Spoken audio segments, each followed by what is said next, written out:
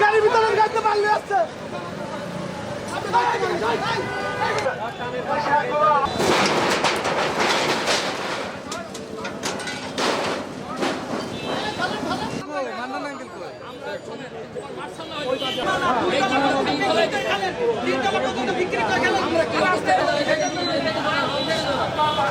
পৌরসভা শুরু করেছে, প্রাথমিকভাবে আজকে শুরু হয়েছে।